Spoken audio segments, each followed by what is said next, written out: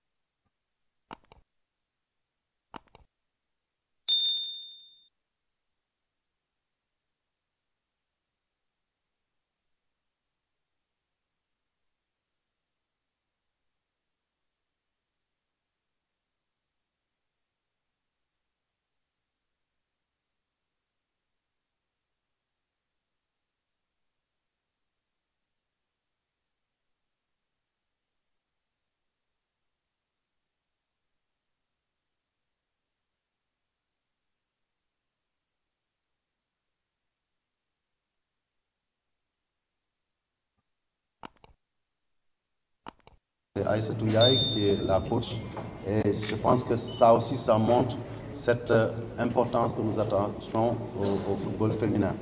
Et je voudrais aussi lancer juste un message à nous autres. Nous sommes là devant la ministre, elle va faire son discours. Nous allons l'écouter religieusement, mais nous devrons traduire en actes les attentes qu'elle nous soumettra, qui sont les attentes des autorités nationales, mais qui sont aussi les attentes d'un peuple sénégalais.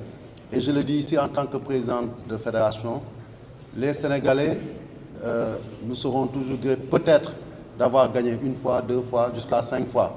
Mais leur souhait, c'est que nous continuions à gagner. Et il est important de le dire, rayonner en Afrique, rayonner dans le monde et dans nos cordes désormais. Nous avons un statut à défendre, nous devons aller à chaque compétition en ayant clairement à l'esprit que le nombre ne saurait suffire. On saurait se suffire de dire que nous sommes qualifiés partout. Moi, président de fédération, moi, membre du COMEX, avec nos ambitions, ce que nous souhaitons, c'est que dans toutes ces compétitions où nous sommes qualifiés, que nous fassions les meilleurs résultats possibles. Et malheureusement, pour vous qui allez au terrain, généralement, le meilleur résultat possible, c'est quand on ramène un trophée. Et c'est ça que nous devons avoir à l'esprit. Comme on dit, l'homme propose, Dieu dispose. Mais tant que nous n'irons pas aux compétitions avec cet esprit de combat pour notre pays, d'avoir à l'esprit que chaque fois, les 4 drapeaux qu'on nous aura donnés, c'est qu'on aille pour mourir sur le terrain. Si au finish, on gagne, nous reviendrons triomphalement pour rendre ce drapeau avec un trophée à nos autorités. Si ça ne devait pas arriver, que tout le monde dise à Nak Djadjef parce qu'ils ont mouillé le maillot, elles ont mouillé le maillot jusqu'à la dernière énergie pour honorer le Sénégal. Et c'est le message que je nous lance à nous tous pour qu'on puisse continuer à rayonner, à gagner. C'est dans nos corps. On parle des 10 années d'expérience du beach soccer. Nous avons envie de les matérialiser au Seychelles, au bout de l'Afrique. Et c'est pour la première fois qu'on organise une Coupe du Monde en Afrique.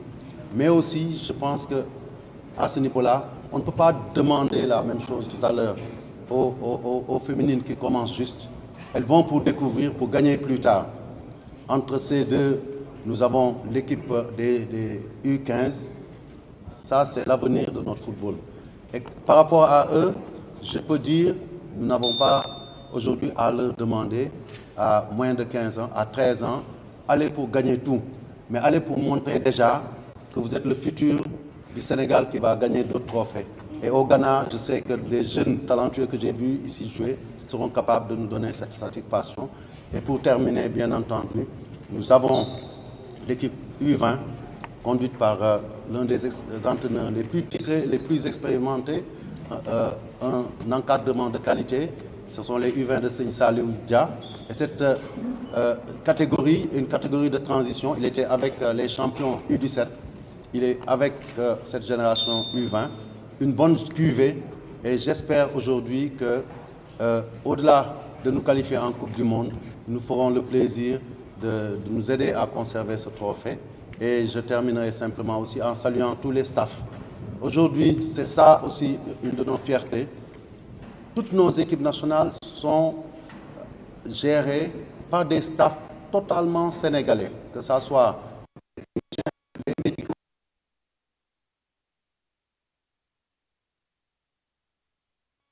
Et ces performances-là sont réalisées par eux.